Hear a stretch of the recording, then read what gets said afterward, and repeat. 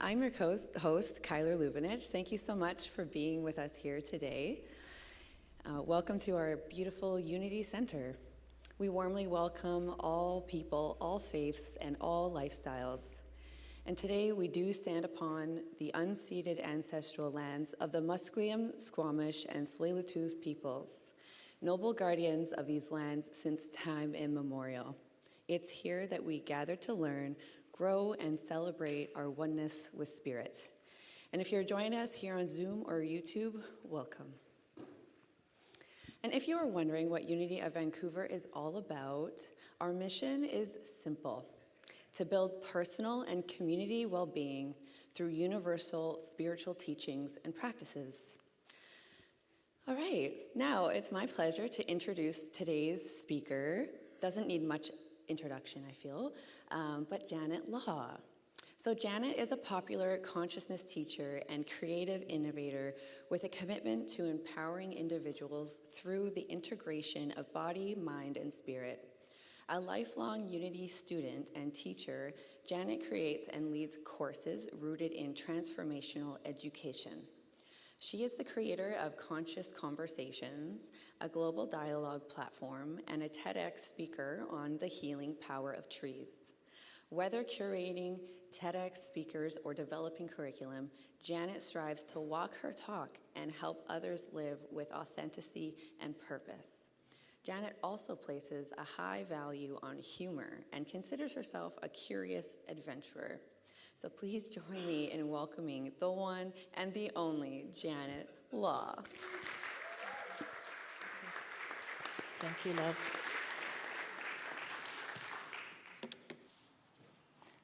Good morning, beloved friends of Unity. It is a joy to gather in this sacred place, in the rhythm of our lives.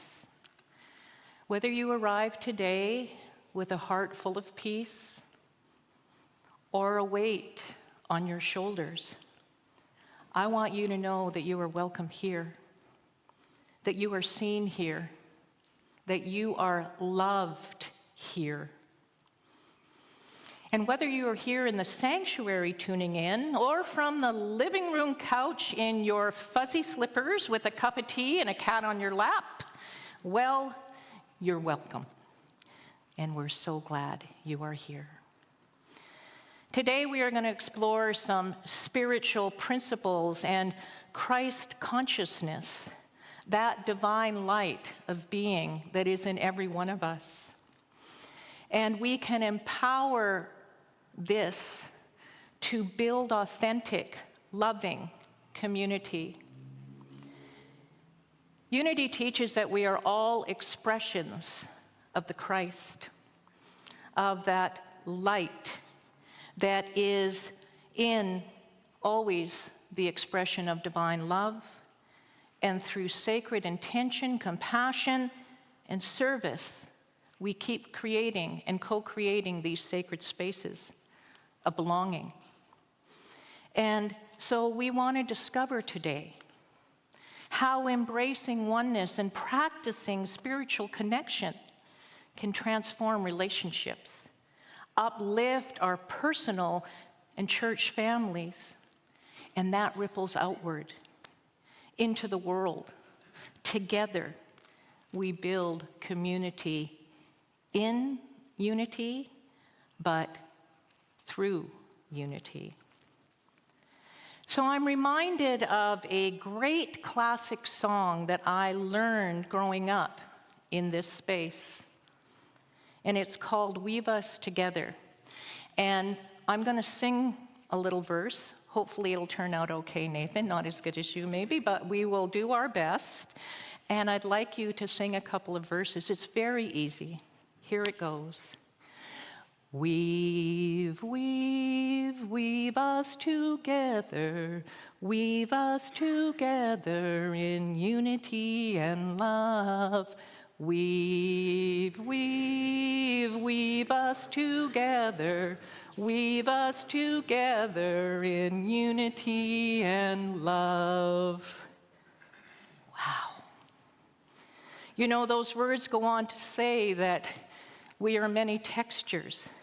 We are many colors, each unique from the other, yet we are entwined with one another in a great tapestry. So let's weave a tapestry of connection even more in this community. And when we are out in our week or before we see each other again, we get to ensure that this tapestry of connection continues. Isn't that what we're all here to do? Kindness, compassion. Unity of Vancouver came as an intentional community. And so beautifully, we have continued to grow this community and to share our divinity with each other. Each person whole. You are whole. And being whole in this community. And there is love. There is love. What would happen if, in our global world, communities wanted to connect in this way? Because when two or more are gathered, I am there in the midst.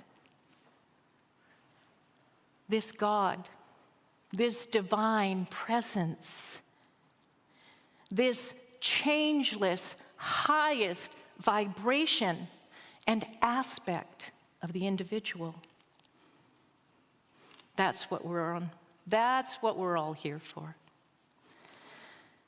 So there's a man that I think many of us are familiar with.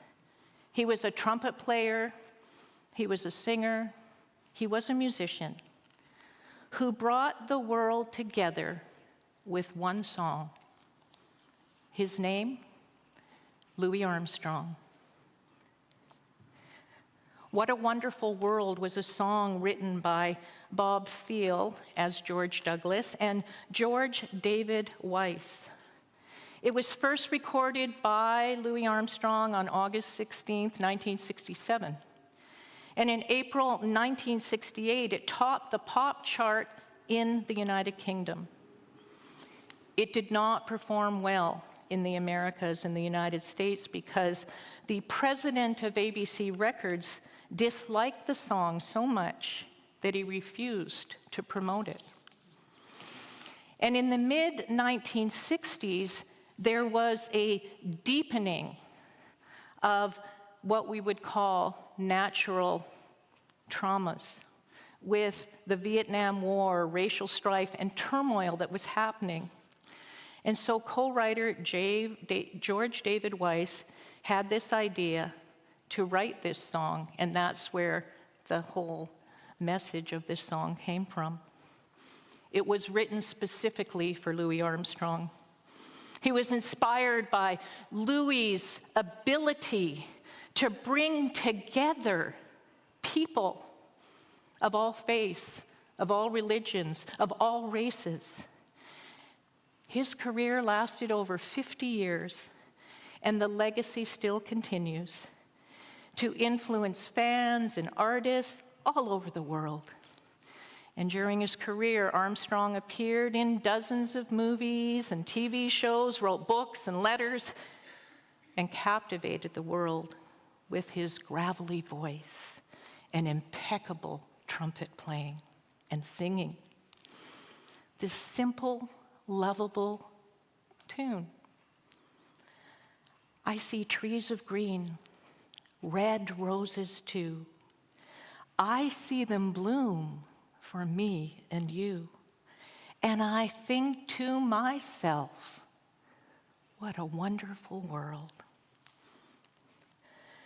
One person who believed that during times of strife, where nations were so fractured, where the struggles were so intense with civil rights, everyone needed a healing message, and it would be delivered by a man who could deliver it.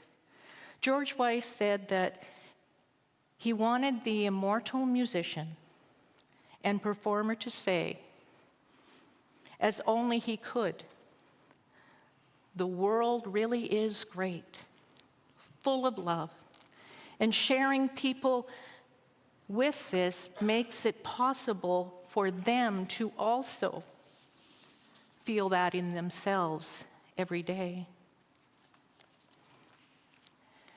We can love one another despite our perceived differences.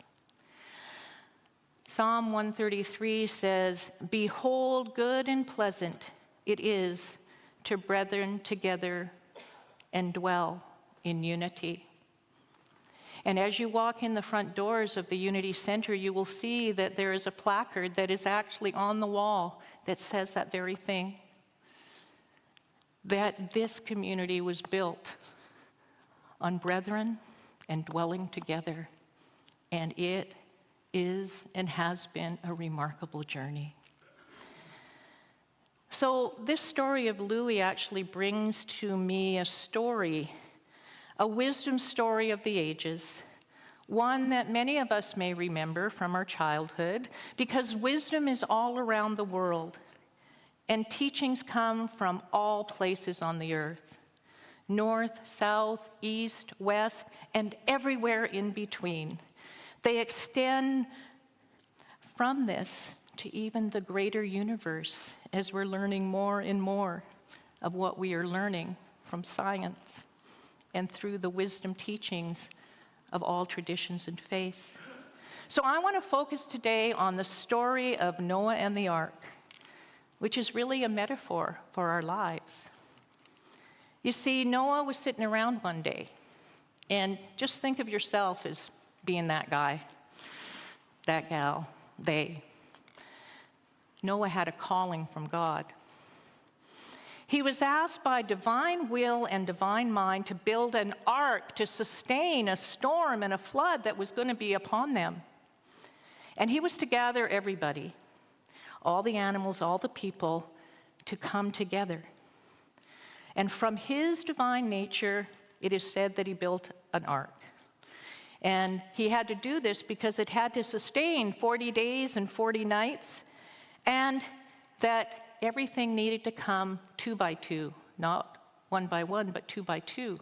There's a message in that when we gather together, we are much more vibrationally and energetically abundant in our lives.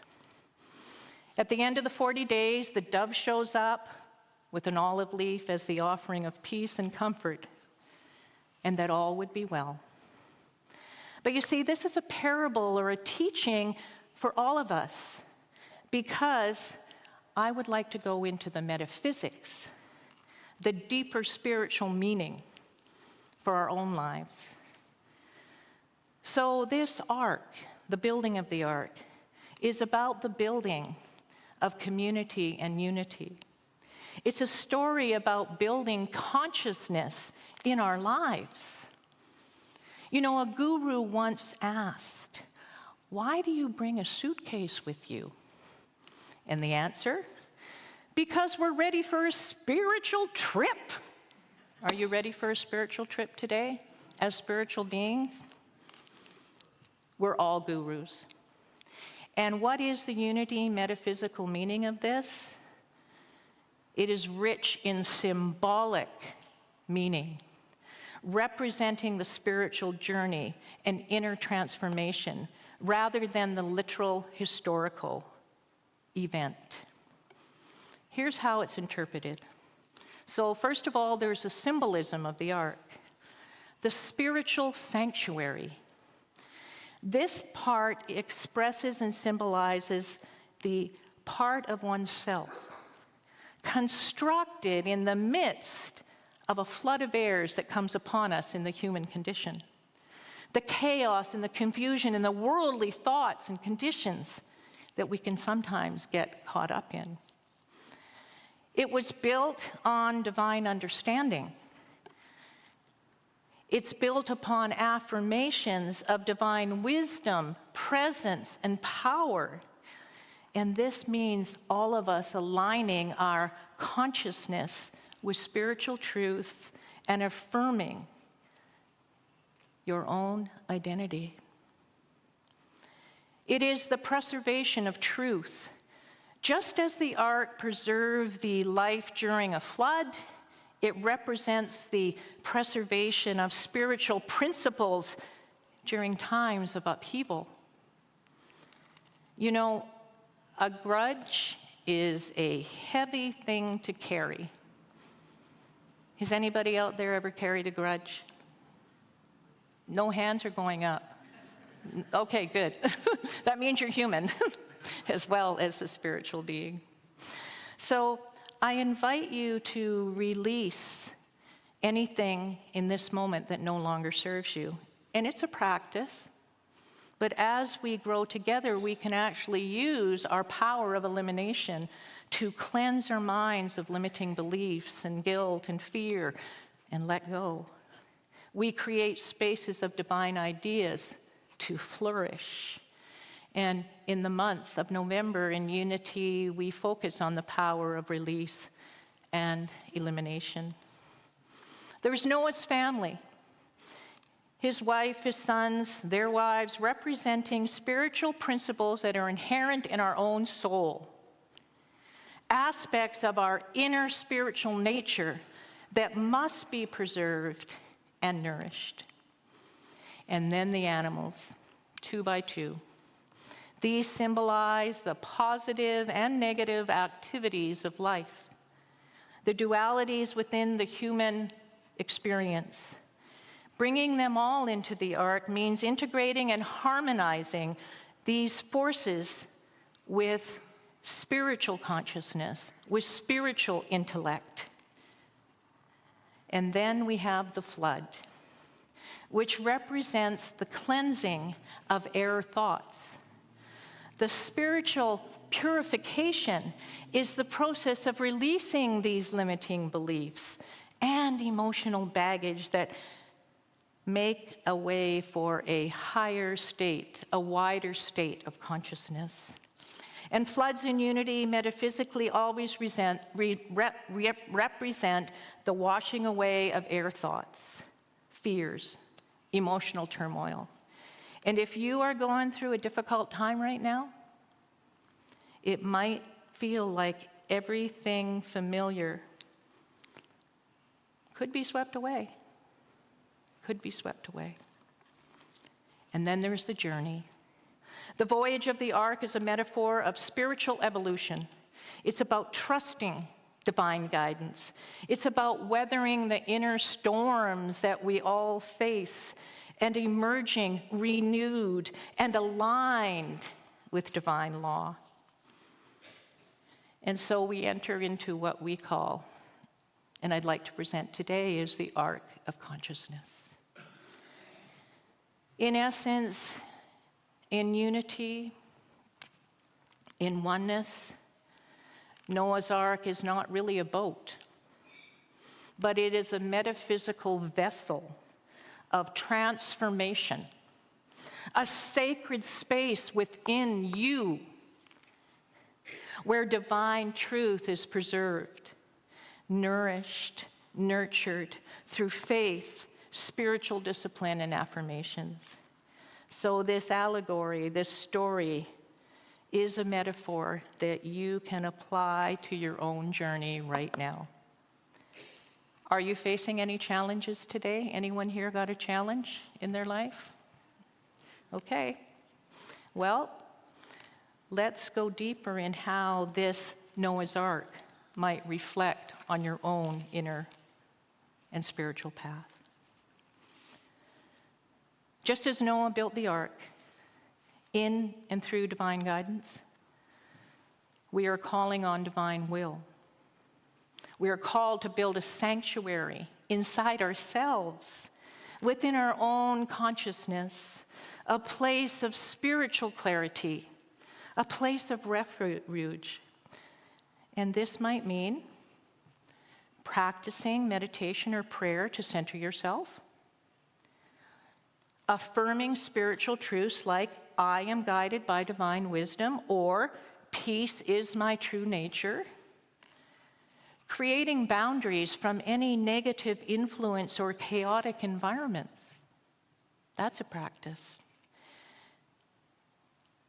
The ark becomes our inner safe space, built not of wood, but of faith, wisdom, and spiritual discipline. You know, Noah did not build the ark with wood.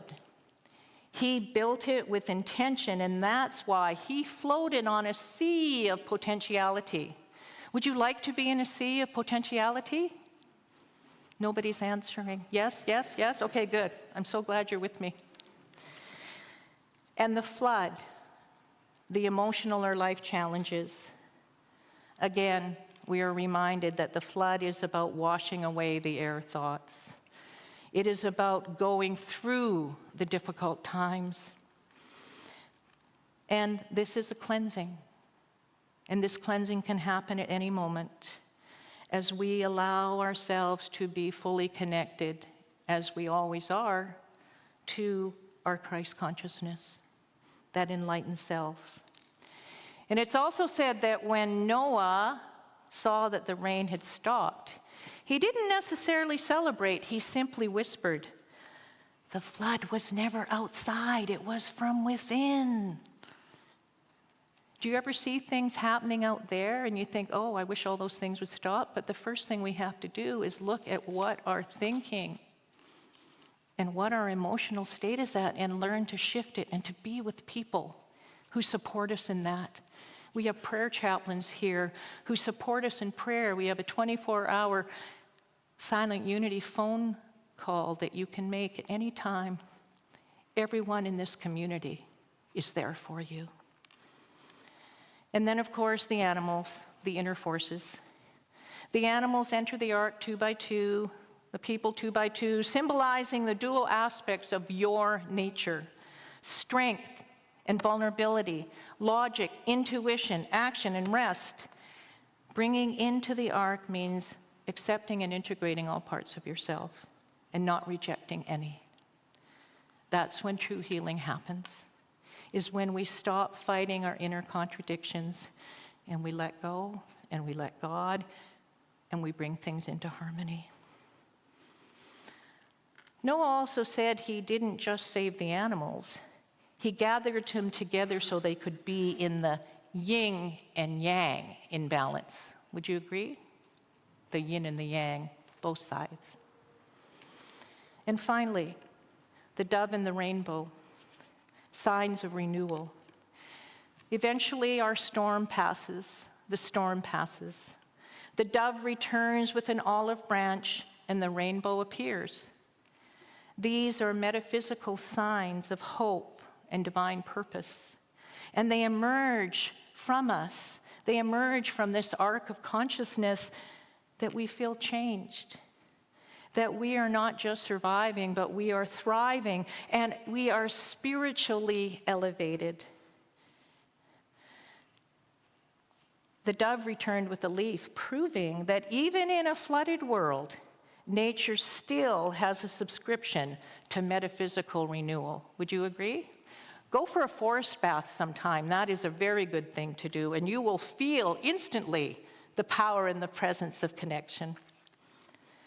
So what part of your life right now is feeling like it is calling you for spiritual shelter right now? I think you all have an answer. It's personal. You know what it is. And transformation is possible in this moment. So, enter the arc of consciousness. It's this calling of the 2 times 2 idea, but also the 2 times 2 of expanding, that when 2 or more are gathered, consciousness is increased amazingly.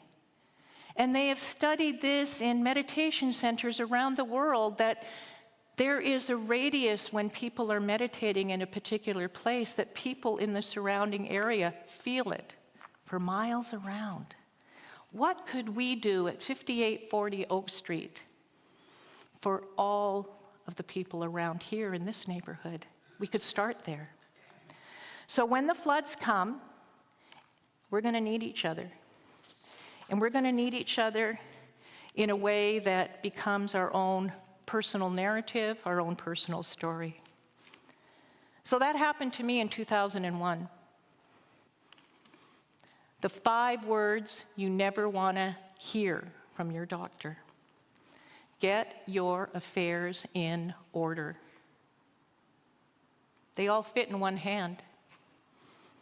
Your entire life is sitting in your palm. And many thoughts flood a person's mind. And in that moment, mine was bursting from the song from Queen. Keep yourself alive, all you people, keep yourself alive. Thank you, Freddie Mercury. A quirky sense of humor was part of my extended health care plan and benefit that I received from working in a comedy club for 16 years. But there is nothing funny about being diagnosed with breast cancer, aggressive, low survival rate, HER2 breast cancer, not a good prognosis. But in that moment, I started to feel like I could take a few liberties, make some rules, some guidelines, a law to live by. Janet's Law. I accept the diagnosis, but I do not accept the prognosis. I was not willing to accept a 6-month death sentence, which is what I was given. So I start to assemble a team. Oncologists, healing prayer circle, healthcare professionals, practitioners, family, friends, and of course, dial a prayer, silent unity, and I surround myself in a circle of care. You do everything you can to keep yourself alive and the life force moving in the body. So today, do something that has the ability to change your prognosis, whatever you are going through. Eric Butterworth, one of the great Unity ministers, said it this way: life does not happen to you, it happens through you. And guess what? I'm still here.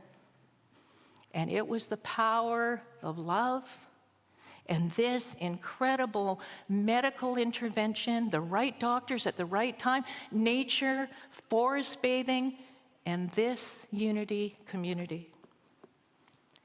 You see, the power of love started all those years ago when the co-founders of Unity, Charles and Myrtle Fillmore, decided to build an intentional community.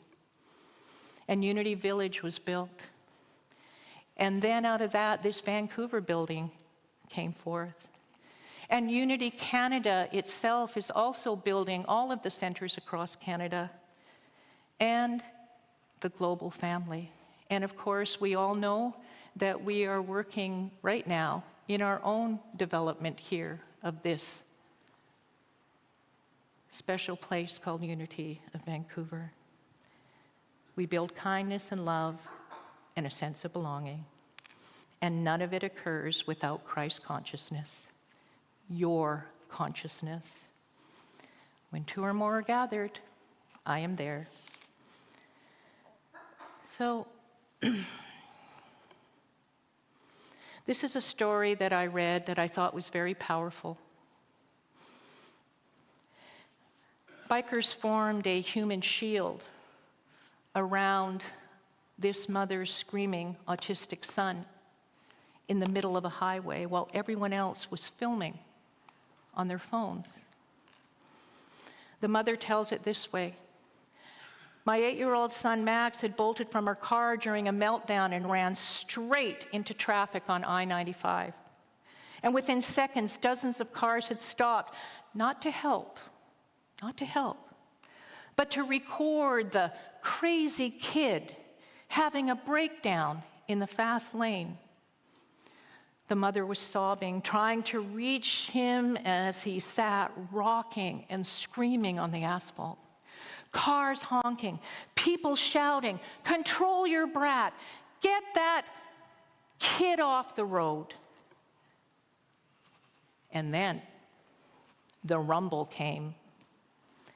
12 Harleys cutting across 3 lanes of traffic, surrounding this little boy in a protective circle. The riders dismounting off of in their leather-clad SWAT team. The lead biker, a very massive man with a gray beard down to his chest, looked at the crowd of phone-wielding gawkers and said 5 words that changed everything. Anyone filming this child dies. Oh my goodness. They put their phones away instantly. And what happened next, what those terrifying-looking bikers did for the next 3 hours on that highway was something no one could have predicted. The biker who had told the crowd to put their phones down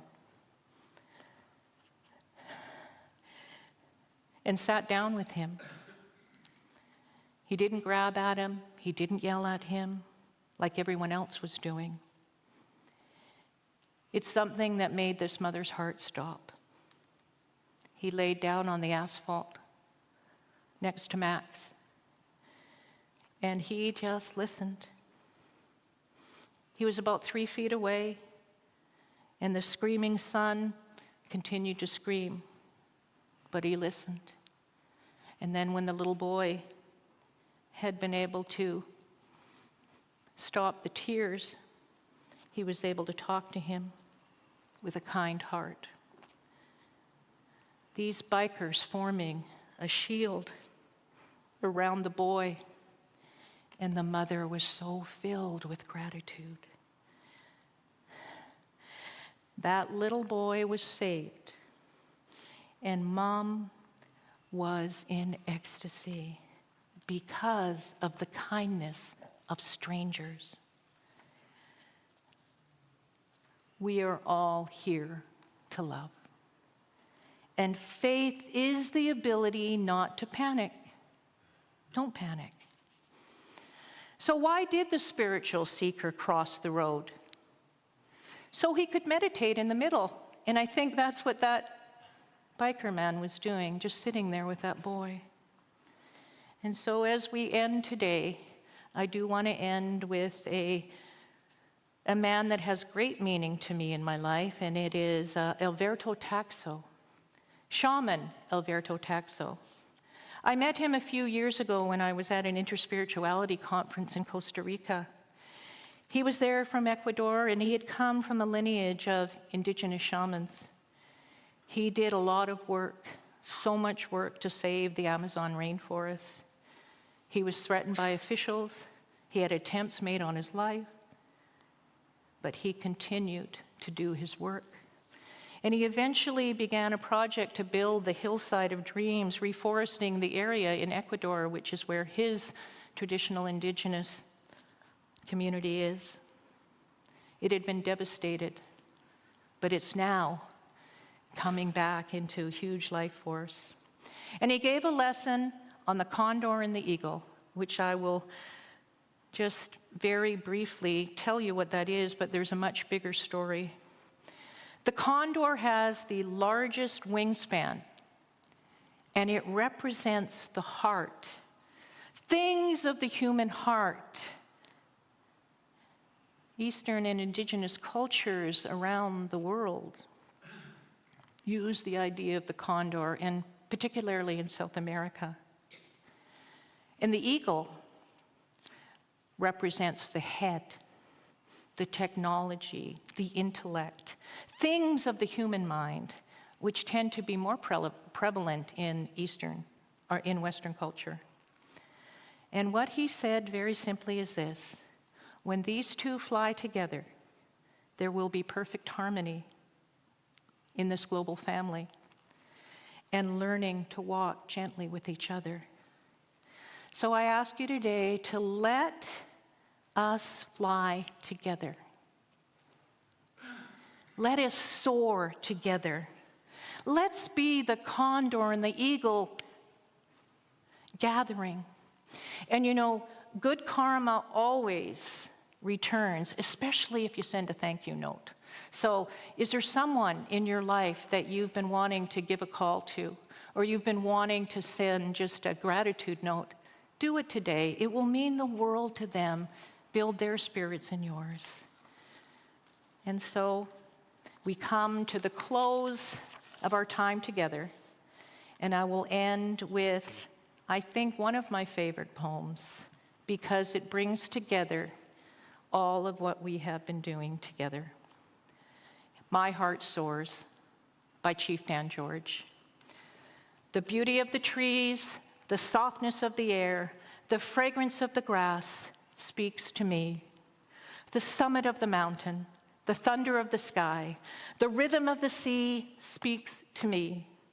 The faintness of the stars, the freshness of the morning, the dewdrop on the flower speaks to me.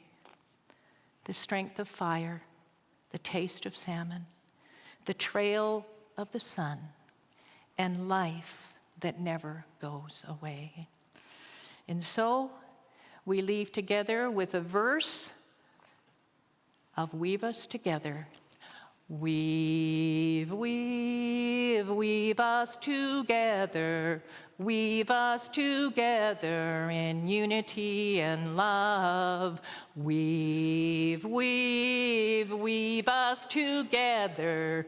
Weave us together in unity and love. And that's the way it really is.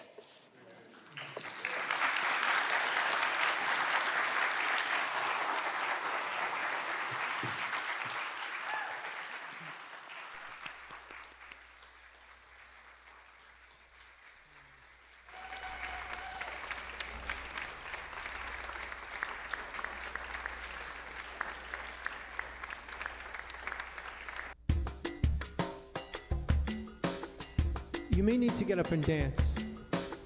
Just saying.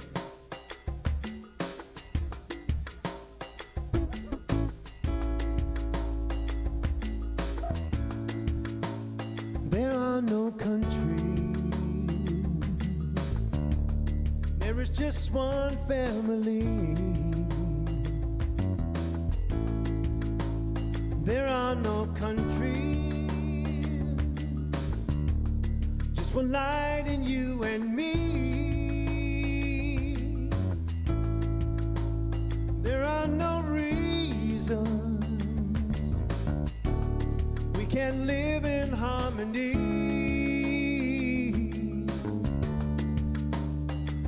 As just one people, just one world, you and me. There is no freedom. The people cannot choose. There is no victory. My sister has to lose. There are no boundaries. Mean more than being free.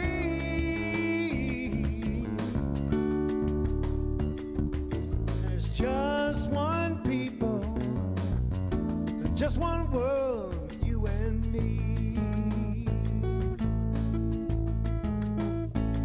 We are one people, one strong heartbeat, one spirit shining bright within us all. We are part of one another, born to love each other. When it's all said and done, we are one. The time's upon us, and the healing must be done. The world around us is calling all to act as one. There are no causes greater than the world we see.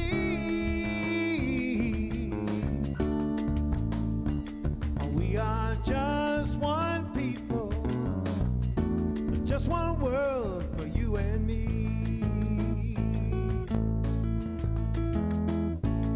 We are one people, one strong heartbeat, just one spirit shining bright within us all. We are part of one another, born to love each other. When it's all said and done, we are one.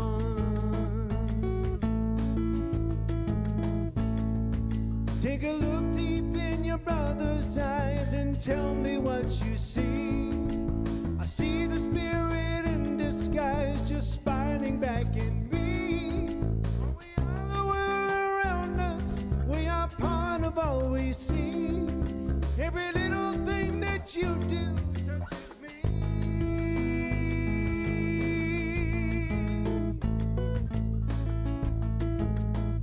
There is a vision that we all must realize. Think of the children, try to see it through their eyes. What will we leave them if we never learn to be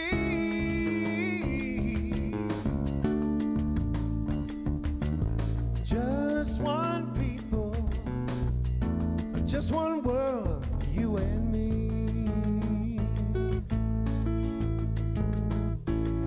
We are one people, one strong heartbeat, just one spirit shining bright within us all. We are part of one another, born to love each other. When it's all said and done, we are one. When it's all said and done, we are one. When it's all said and done, we are one.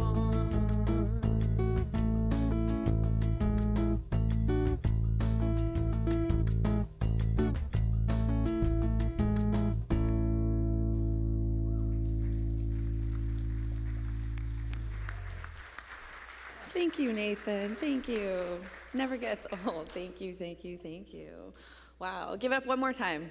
One more time. Thank you, Nathan. And thank you, Janet, for such a fulfilling talk. Thank you so, so much. So here are some great unity events coming up. We have so many. You know what? I'm going to first start with what Randy gave me because I don't want to forget.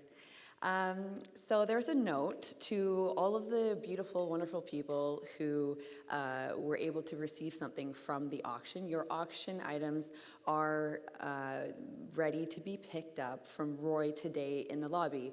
Note that he's going on vacation, so it's very important that you get your prizes today. So thank you for that.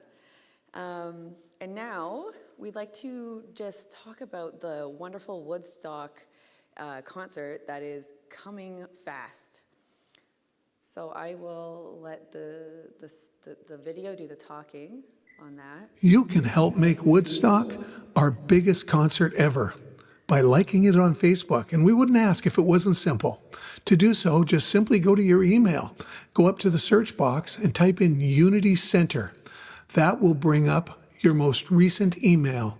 You simply click on it and it'll open up the email, and you just scroll on down in the last email. And as you get about halfway down in the email, you'll see our Woodstock poster. And right underneath it, a great big blue button. You just click on that, can express by clicking either interested or going. And one of the cool things is it allows you to determine who amongst your friends will see your notice. It's really simple. Wonderful. Okay, so that was just a quick way that you can really help us spread the word of this very exciting concert that we do have coming up. Now, was there another video, Randy, that you wanted to Give me a thumbs up.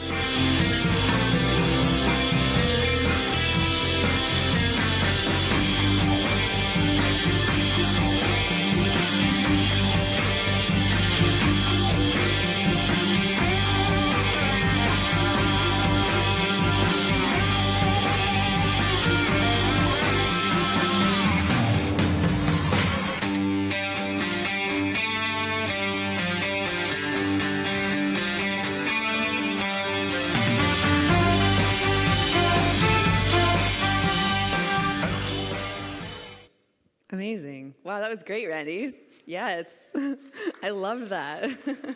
So thank you. So come. It's this Friday. It's going to be fun. Okay, so we will actually be holding a full moon ceremony circle this Wednesday, November 5th. So it'll be from 7 to 8:30 p.m. You can join us on the lower level. It's for a gentle full moon release. Together we'll reflect on what has come to fruition, release what is ready to be let go of, and ground into a sense of balance and ease. All are welcome to this gathering, and it's a gathering by donation. And an optional is to bring a sacred object to place on the shared altar. So I haven't seen Fern. Logan, is she here today? So it'll be Fern and myself leading the circle, so all are welcome. Okay, and Janet, we have some exciting news. She wrote a beautiful note, but we have her here, so let's just. I've got my. Oh, you got your note. Just quickly, just wanted to let you know that Unity Canada is really wanting to connect all of our Unity centers. So we are embarking on a Connect and Build Unity centers across Canada, and we're doing this by offering a Thrive series, which will be 4 separate workshops at each of the different seasons. So the first one will be on November the 15th, online from 12:30 to 2:30, and this will be led, actually, Randy is going to be doing his Metaphysical Millionaires as the author of that book, and how to have enlightened manifestation. This workshop is by donation, and it'll be a 2-hour workshop, and it is an opportunity to learn about how you might increase the flow of abundance in your own life. And you can sign up by joining on the unityofvancouver.org website or in the newsletter. There is a link. You have to click on that link in order to get to have a Zoom link sent to you for that day, November 15th, 12:30 to 2:30. And we hope you'll all be able to attend that. So online, great way to build community. Thank you, Janet. Thank you. Wonderful. And do you have challenges you'd like to move beyond, or goals you'd like to receive or achieve? Ooh, receive. Yes, you receive your goals, actually. If so, check out our Sunday morning mastermind prayer group. It's a great way to experience the power of unity prayer. Our mastermind meetings happens every Sunday downstairs in the meditation room at 10 a.m. And of course, our Course in Miracles group is live here in the center every Tuesday from 12:30 to 2:30 p.m. And just in case you missed it, we're also excited to announce the return of our Reflective Roundtable program. Reflective Roundtable is a welcoming space where you get to share your perceptions, typos, okay, perceptions and reflections on today's service while practicing reverential listening. I mean, there's so much even in that, learning that. It's a great way to grow and quicken your spiritual growth. So please join us on the lower level after service and take part in this meaningful conversations. And finally, we're inviting volunteers to join the Hospitality Sacred Service team, in particular, for the downstairs kitchen and bookstore. So if you could please go to the bookstore after and register on a sign-up sheet. And last but not least, today's affirmative prayer chaplains are myself, Kimberly Kyler Lubinich, Brian Law, Melba Burns, and on Zoom we have Marina Marcos. If you'd like to receive a confidential prayer, our chaplains will be waiting for you in the front row after the music. And today, on your way down to enjoy tea and coffee and cookies, don't miss our latest Unity Artist feature, the incredible work of Kai Roman. And be sure to join us next Sunday as Reverend Patricia will be speaking to us. And now, as we bring our gathering to a close, please stand and let us together say our prayer for protection. All together now.